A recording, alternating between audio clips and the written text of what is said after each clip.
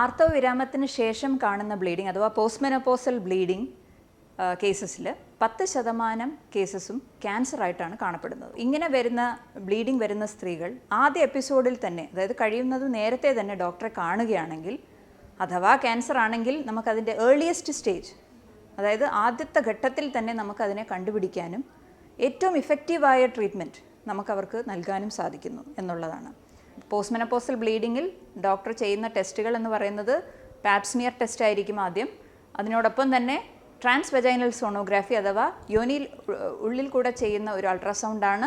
അതിൽ കൂടെ നമുക്ക് എന്താണ് കാരണം എന്ന് കണ്ടുപിടിക്കാൻ സാധിക്കും. ഇനി എൻഡോമെട്രിയൽ തിക്നെസ്, അതായത് യൂട്രസിൻ്റെ അകത്തുള്ള ആ ഒരു ലെയർ, അത് തിക്കനിങ് 4 മില്ലിമീറ്ററിൽ കൂടുതലാണെങ്കിൽ അതിൽ നിന്നും ഒരു ബയോപ്സി എടുക്കാനും വേണ്ടിവരും. ആ ബയോപ്സി ടെസ്റ്റിൻ്റെ റിപ്പോർട്ടും അനുസരിച്ചായിരിക്കും തുടർ ചികിത്സ. ഇനി അഥവാ പോളിപ്പ് പോലത്തെ ദശകളാണ് കാണുന്നതെങ്കിൽ ഹിസ്ട്രോസ്കോപ്പി എന്ന ടെസ്റ്റ് ചെയ്യേണ്ടി വരും. അതിനോടൊപ്പം തന്നെ ആ പോളിപ്പ് നീക്കം ചെയ്യാനും സാധിക്കും. Thank you.